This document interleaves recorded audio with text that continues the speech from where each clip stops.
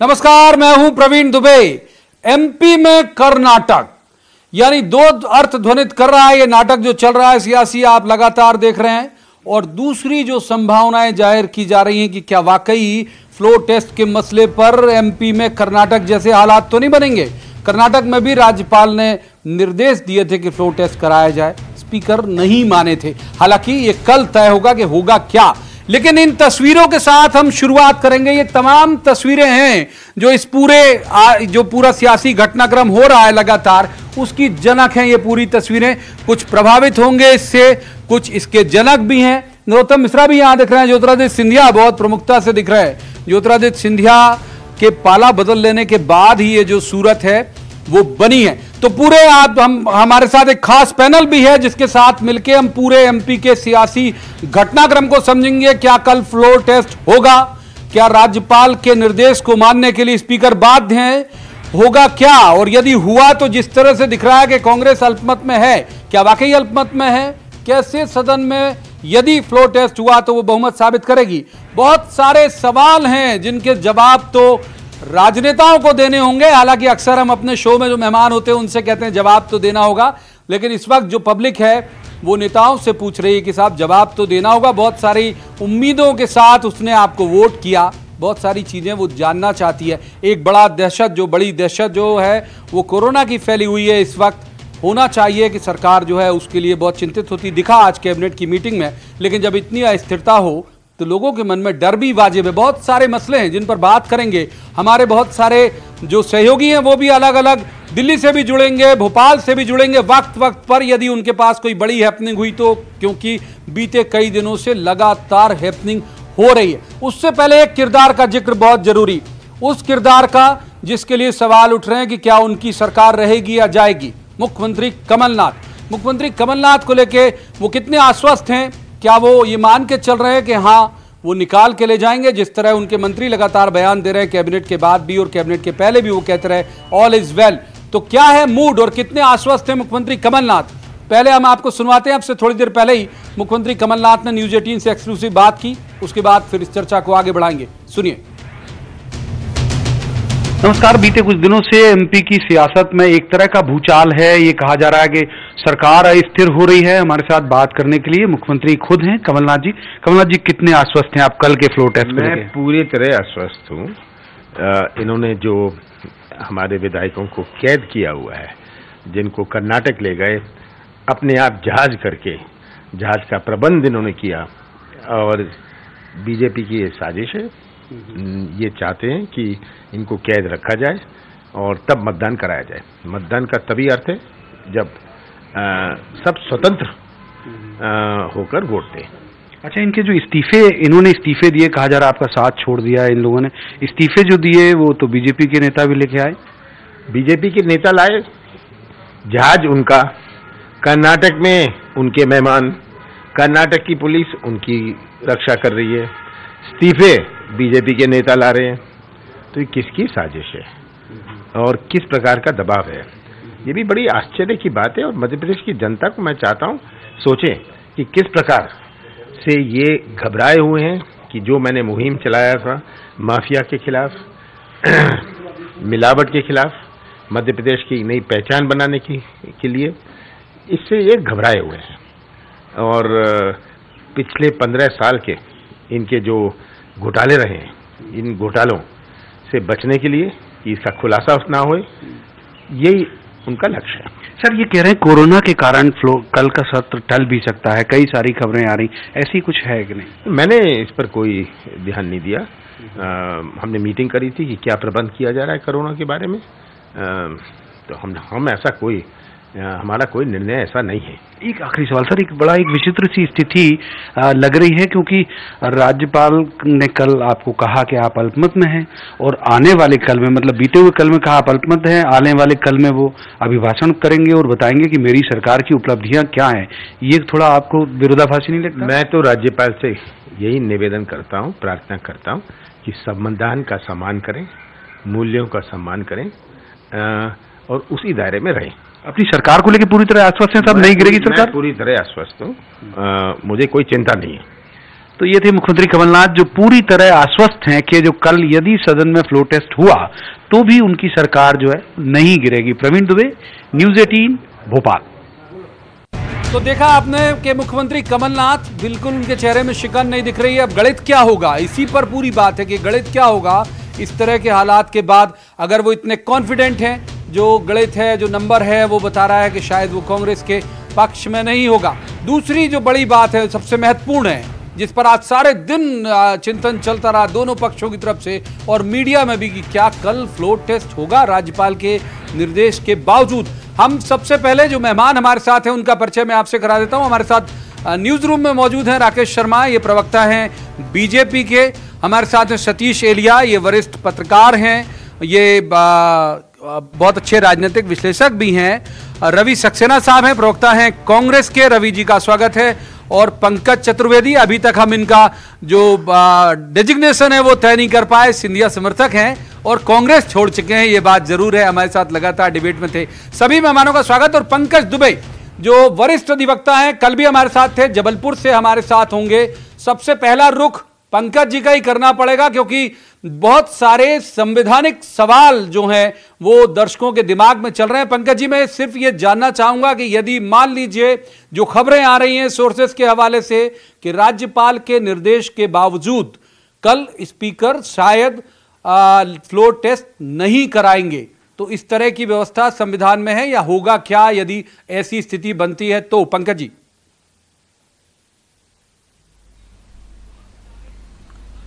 आपके साथ सभी को मेरा नमस्कार। ये देखिए, क्या करेंगे क्या नहीं करेंगे ये तो इनके विवेक पर निर्भर करता है। क्या किया जा सकता है और क्या होना चाहिए, इस पर मैं कुछ आग्रह कर सकता हूं। इसको तो हम सभी जानते हैं और सारे मित्र पैनल में ये भी जानते हैं कि संविधान हमारी बाइबल है, हमारी गीता है और लोकतंत्र में हम संविधान से बंधे हुए हैं।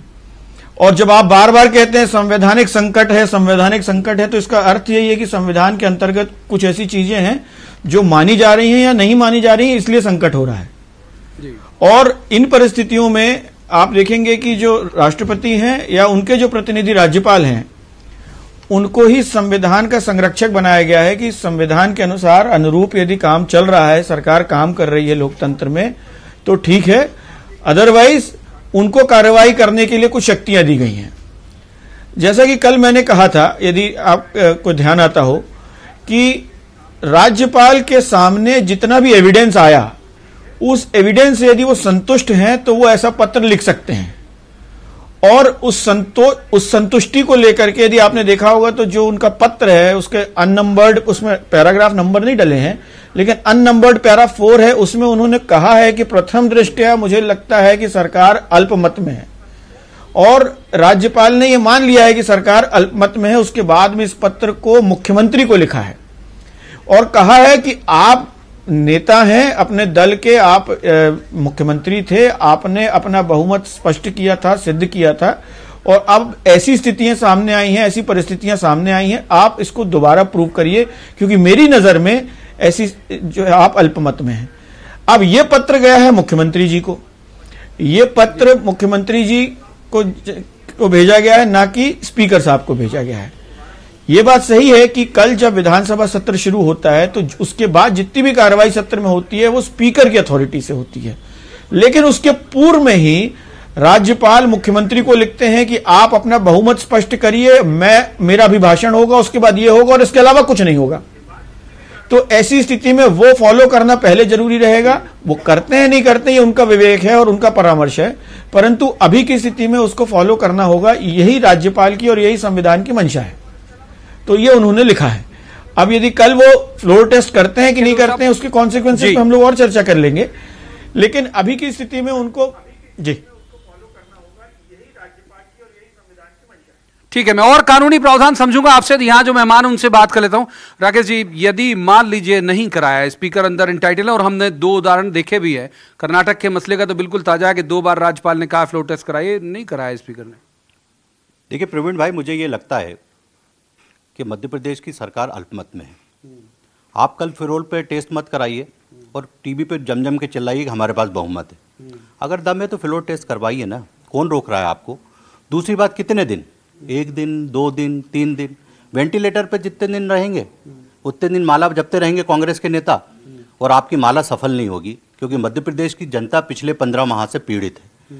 मध्य प्रदेश का मंत्री नाले में उतर के गटर साफ करता है, छोटे छोटे से अदने से कर्मचारियों के पैर पड़ता है कि मेरे काम करवा दीजिए, और ये कहते हैं कि मैं कमाल नाथ हूँ, कमाल। 15 महीने में हमने देखा क्या कमाल किया कि कांग्रेस के 2 फड़ कर दिए, और कांग्रेस का जो सर्वोच्च नेता था उसको 2 फड़ आपने कर दिए कह रहे हैं भाई, वो कह रहे हैं उन्होंने क्या किया? मेरा निवेदन है, भानुमति से अपना कुनबा नहीं संभालते बना, अब वो पड़ोसों क्यों रो रही है, ये तो भानुमति को बताना चाहिए कि उसका कुनबा क्यों बिखरा। आज एक बात बहुत अच्छी लगे कि माफिया के खिलाफ मैं कार्रवाई कर रहा था। उमंग सिंगार मध्य प्रदेश शासन का मंत्री जिसने पद और गोपनीयता की शपथ ली थी, वो कहता है कि दिग्विजय सिंह शराब माफिया, खनिज माफिया, रेत माफिया और हमारी सरकार को स्थिर कर रहा है। एक अधिकृत मंत्री कह रहा है। आज तक दिग्विजय सिंह के खिलाफ क्या कार्रवाई, उल्टा राज्यसभा में भेज दिया प्रमोशन करके। ये माफिया के खिलाफ कार्रवाई की आपने, बाकी जगह भी की। रवि सक्सेना हमारे साथ हैं, कांग्रेस के प्रवक्ता हैं। रवि जी, मुस्कुराहट तो आपकी बता रही कि बहुत आरामदायक स्थिति में हो, कल बचेगी सरकार कि जाएगी, होगा क्या?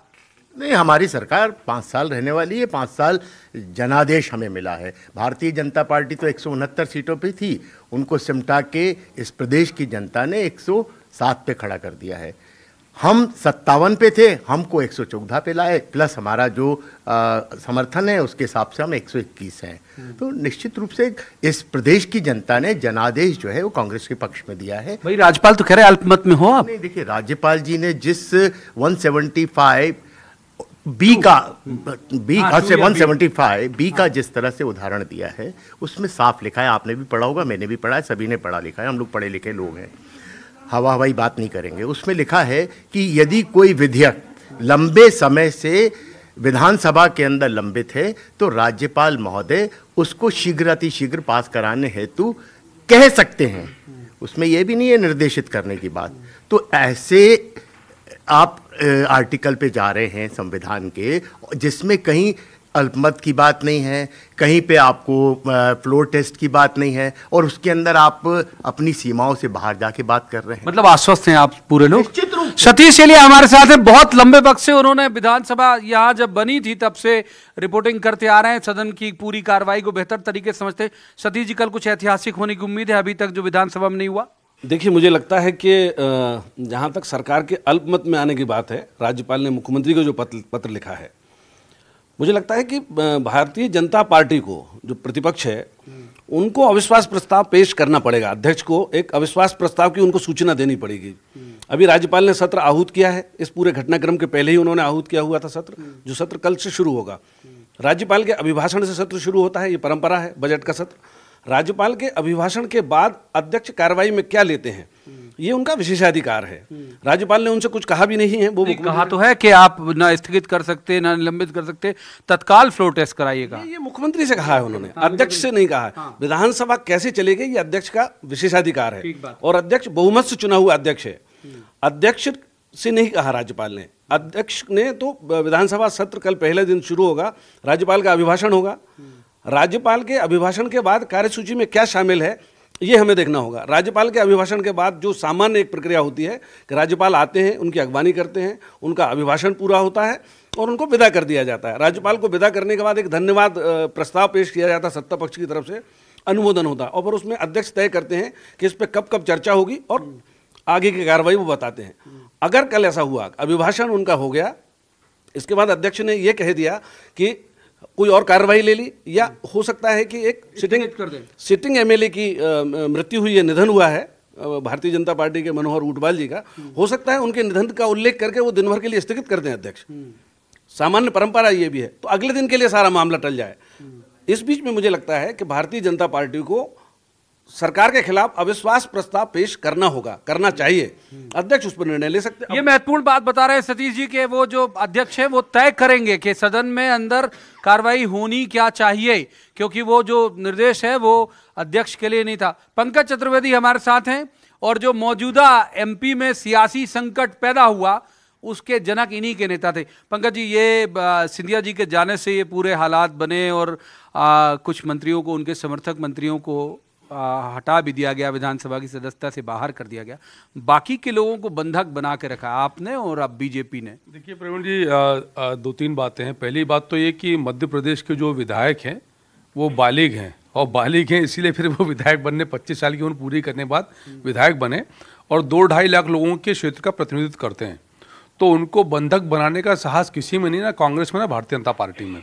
और उन तमाम विधायक मित्रों के, मैं मित्र इसलिए कह रहा हूँ कि मैं उनके सतत संपर्क में, उन तमाम विधायक मित्रों के टाइम पर वीडियो भी हमने जारी किए जिसमें उन्होंने अपनी स्वतंत्रता और स्वच्छंदता का और निर्भीकता का प्रमाण दिया और स्पष्ट तौर पर दोहराया कि वो कमलनाथ जी और उनकी पार्टी की कांग्रेस सरकार की रीति नीतियों से अप्रसन्न थे। तमाम प्रकार की बातें जिन पर बहुत 4 दिन से चर्चा कर रहे हैं और इसलिए वो अपना त्याग पत्र देते हैं। और आज कल जब विधानसभा अध्यक्ष महोदय ने 6 मंत्रियों के विधानसभा से त्यागपत्र स्वीकार कर लिए, उसके पूर्व में राज्यपाल मुख्यमंत्री जी की सलाह पर उनको मंत्री पद से बर्खास्त कर चुके थे, तो आज उन 16 विधायकों ने पुनः विधानसभा अध्यक्ष महोदय को स्मरण पत्र भेजा है कि जिस आधार पर आपने उनके इस्तीफे अनुपस्थित रहते हुए स्वीकार किए, उसी आधार पर हमारे इस्तीफे स्वीकार किए जाएं।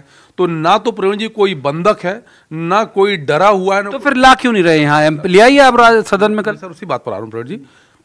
अब बात करते हैं सदन की, जिसको हम बोलते हैं लोकतंत्र, वो जो चलता है मेजॉरिटी से। और जो बात स्पष्ट तौर पर राज्यपाल महोदय ने मुख्यमंत्री जी को पत्र में लिखी कि प्रथम दृष्टया ये प्रमाणित होता है कि मध्य प्रदेश में कमलनाथ जी की सरकार विश्वास और बहुमत को खो चुकी है।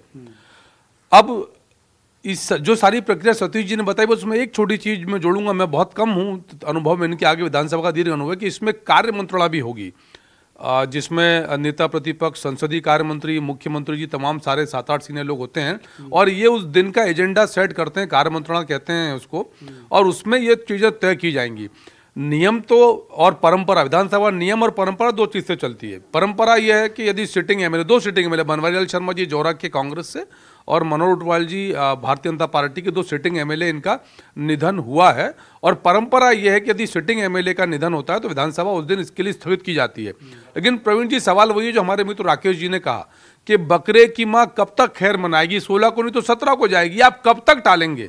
और मेरा सिर्फ मानना बहुत स्पष्ट है कि मेजॉरिटी और माइनॉरिटी का जो मार्क है वो फ्लोर पे तय होगा, ये सुप्रीम कोर्ट की गाइडलाइन है। और हमारा करबद्ध आग्रह कमलनाथ जी सरकार से कि फ्लोर पे आए, ये टीवी चैनल पे प्रवीण जी स्वीकार नहीं कर सकते। जिस दिन मुख्यमंत्री जी ने जिस पल ये स्वीकार कर लिया कि मेजॉरिटी ने, तो गवर्नर साहब बोलेंगे फिर आप कर क्या रहे, इस्तीफा दीजिए, घर बैठिए। तो जब तक फ्लोर पर चित नहीं होंगे तब तक कहेंगे हम पहलवान। तो आपके व्यक्ति टीवी चैनल पे आए और ये बोले कि हम उनके साथ हैं, और ये मान लिया जाए कि वो उनके साथ नहीं है, माफ कीजिए, सारे टीवी पे आए ना, तो वो भी फ्लोर पे आए ना। नहीं सर, ऐसे मत मानिए ना सर, आप तो फ्लोर पे आने दीजिए ना। हमारे साथियों को कब आना है, कहां आना है, क्या करना है वो तय है। आप तो फ्लोर टेस्ट फिक्स कर लीजिए। आपको हमारे साथियों की चिंता है, कहां फिक्स हो रहा है? तो फ्लोर टेस्ट तो आपको मिलेंगे लोग मौजूद। ठीक है, तो पंकज चतुर्वेदी कह रहे हैं कि यदि फ्लोर टेस्ट हुआ तो इनके लोग मिलेंगे। एक बार हम पंकज दुबे साहब का फिर से एक बार रुख करेंगे, जबलपुर चलेंगे, सीनियर एडवोकेट हैं वो। पंकज जी, मैं ये कह रहा हूं कि जो यहां इस पूरे विमर्श से निकल के बात आई वो ये कि एड्रेस उन्होंने राज्यपाल जी ने सीएम को किया है, तो फिर स्पीकर क्या मानने के लिए बाध्य होंगे, या फिर वो कहेंगे कि वो तो चूंकि सदन के अध्यक्ष हैं, वो एक तरह के मुखिया हैं, तो वो अपने हिसाब से सदन का संचालन करेंगे? पंकज जी,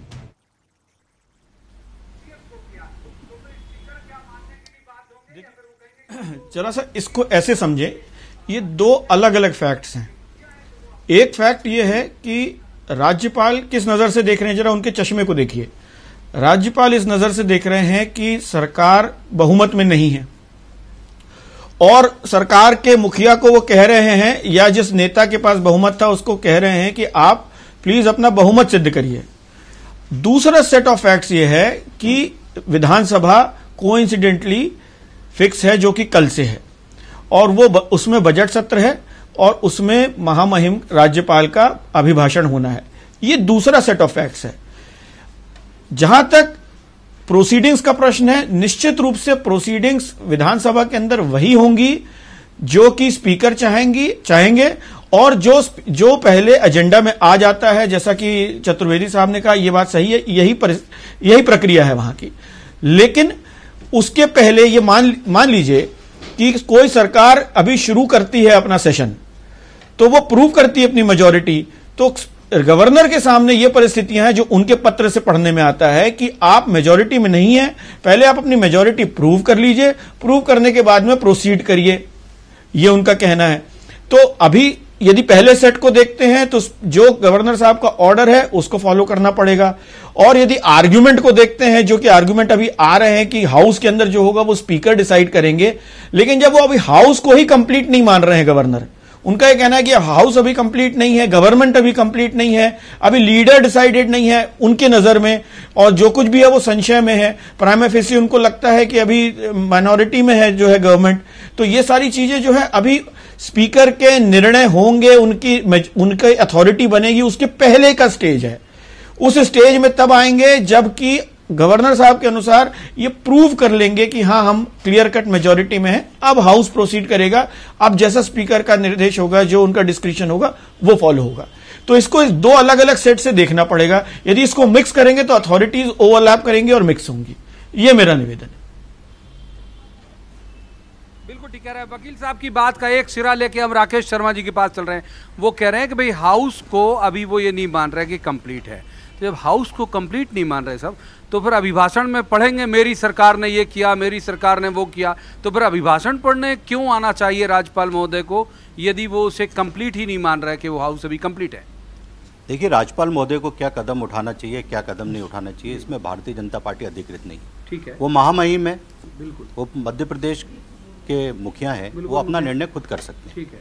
बात बार बार जो निकल के आ रही है, आपने देखा होगा, आज दिन भर से मैं टीवी चैनलों पे बैठा हूँ, लगातार कांग्रेस के मंत्री कह रहे हैं साहब कोरोना कोरोना कोरोना।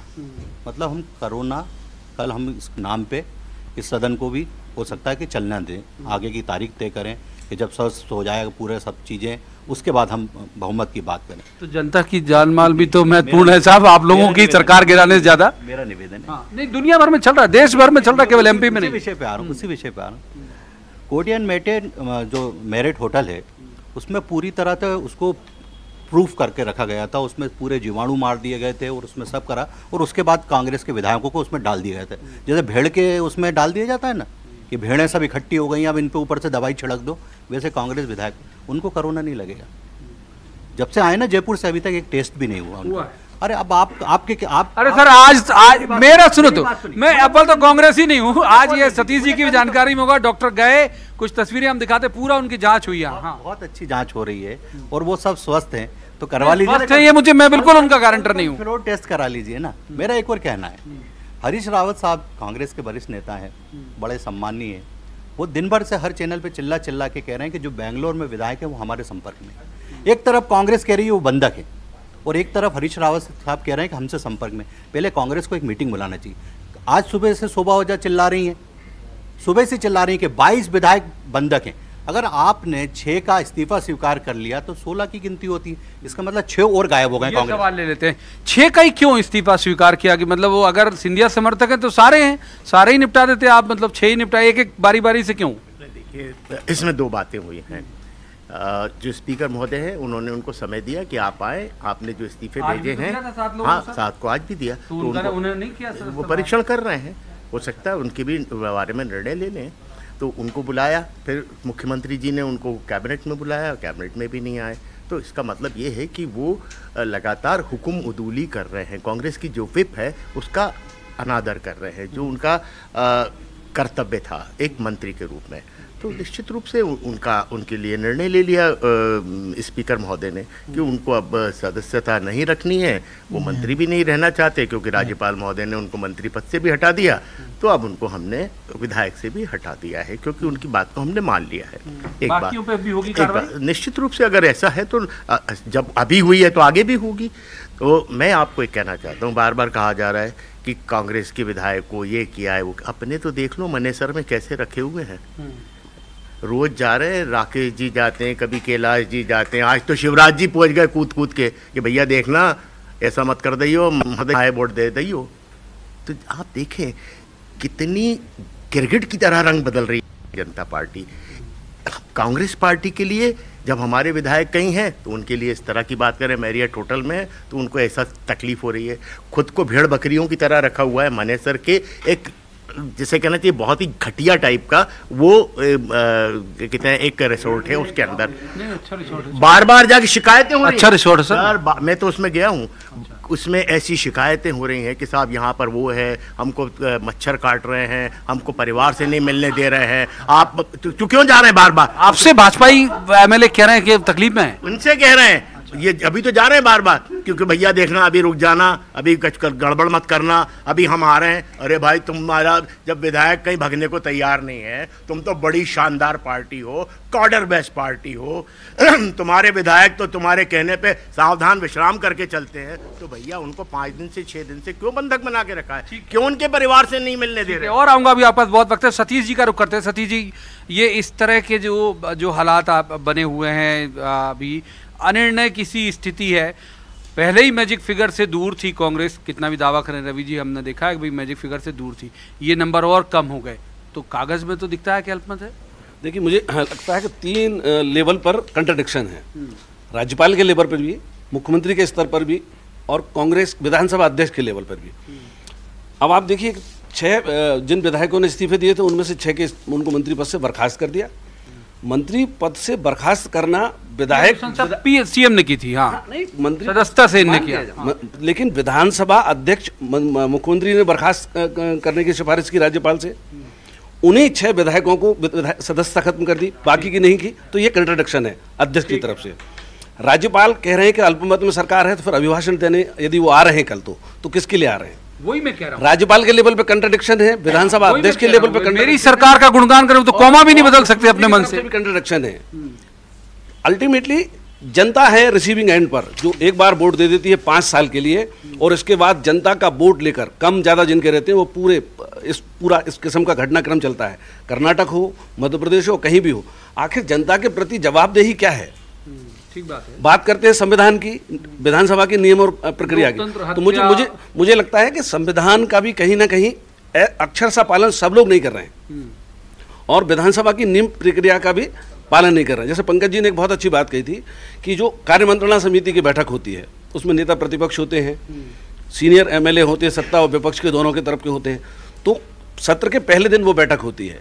तो कल सुबह 9 बजे जो बैठक होगी कार्यमंत्रणा समिति की, उसमें दोनों लोग किस तरह से व्यवहार करेंगे, कैसे समय तय होगा, क्या उसका बहिष्कार लोग करेंगे, एक तरफा एजेंडा तय करेंगे अध्यक्ष, तो अब कोई ना कोई तो अपनी लाइन को तोड़ेगा, मतलब नियम को तोड़ेगा, परंपरा को तोड़ेगा, कहीं ना कहीं संविधान को डैमेज करेगा। नियम और परंपराएं टूटेंगी कल, ये कहना सतीश एलिया जी का। वक्त एक ब्रेक का है, ब्रेक के बाद जब हम वापस आएंगे तो स्टूडियो वाले पंकज जी और जबलपुर वाले वकील साहब पंकज जी के पास भी चलेंगे, और हमारे सहयोगी अनुराग के पास भी कोई बड़ा इनपुट है, उनके पास भी चलेंगे, लेकिन हमारी सीमाएं, वक्त एक ब्रेक का है। ब्रेक के बाद जब हम आएंगे तो बहुत सारे आपके जो जहन में सवाल उठ रहे होंगे उनका जवाब देने की कोशिश करेंगे। आप कहीं मत जाइएगा, देखते रहिए न्यूज़ 18 मध्य प्रदेश छत्तीसगढ़।